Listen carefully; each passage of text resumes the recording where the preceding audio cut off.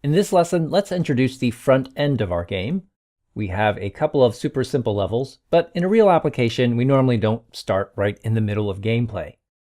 Instead, we have some kind of user interface consisting of various screens and menus that can transport us to the various portions of the game.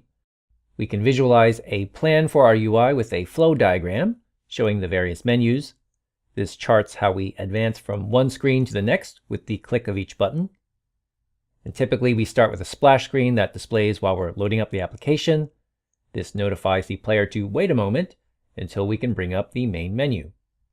The main menu in turn allows the user to jump to the various other UI menus and screens, and a large conspicuous play button takes us right into the action. We also have an options and settings screen, and that can be used to set the various user preferences. And of course, we have a big button to quit out of the application if that applies to your platform. During gameplay, you could have a variety of different UI screens as well.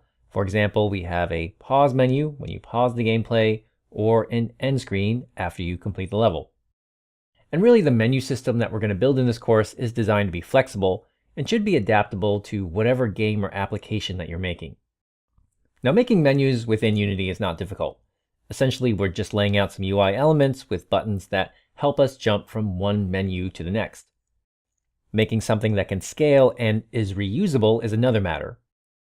At Unite Europe 2017, Adam Kappas from Musician presented an easy-to-use menu system, and that's mostly going to be the basis of what we'll do in this section of the course. If you want to see the original framework he showed at Unite, just follow the links in the resources.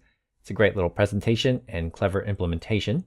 Though I've been using a variation of the menu system he describes, I'm not a big fan of just grabbing a shotgun blast of code from someone else without really understanding what every little bit of logic does inside. So we're going to walk you through how to construct a menu system like this from scratch. We'll start with the manual process of setting up menus and buttons in the Unity editor. Then we'll gradually improve on that and replace a lot of the manual steps with scripted components. This will both give you more control and streamline a lot of the setup. Now, just a word of caution, we will do a lot of refactoring in this course simply because it's similar to how you would develop something in real life on your own. We plan some functionality, we implement that, and then we revise our implementation. After we're done, the idea is that we should end up with a menu system that is relatively easy to set up and can apply to a large variety of situations. And rather than just copy and paste a whole bunch of code, we're going to go over every script line by line so you understand what every bit of logic is doing in there. And we should stress that this is not the end-all and be-all of menu systems. It's just a design idea that might inspire you to build on it and incorporate it within your own projects. For the practical purposes of this demo, we're going to use the term menu and screen basically interchangeably, and you may hear them described as modal windows or modal panels, simply because we're going to have only one UI mode or screen active at a time. As you can see from the flow diagram, when we enable one UI, we disable the previous one. And though some screens may look similar to one another or just have some of the same functionality, we will always have them set up as completely separate objects, and that's part of the simplicity of this menu system. Now, whether we activate them from the main menu or from within a level, each UI screen will derive from a custom base class, a menu class, and that will give all of our menus a certain level of uniformity. And then we'll also create a new manager class called Menu Manager to manage these menus. Now, we'll see these new components in due time. For now, let's just create a new scene in our game.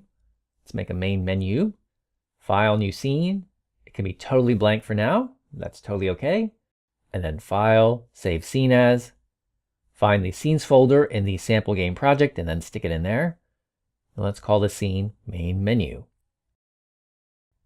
Okay, great. And now we have an empty scene to work with. Let's set up its proper place in the build order. Go to File, Build Settings, and then add the main menu scenes to the build settings, either by dragging it from the project window, or you can add it using the Add Open Scenes button. Now, once you have the main menu scene in the scenes to build, just drag it around to change the order. Make the main menu the first scene with a build index of 0. And now it should be apparent why we didn't hard code the scene numbers into our methods for loading and reloading scenes. As you add more scenes or you decide to tweak your game, you may need to drag these items around in the build settings, effectively changing their build index. Okay, that's a good start. It's just an empty skeleton, but that's fine.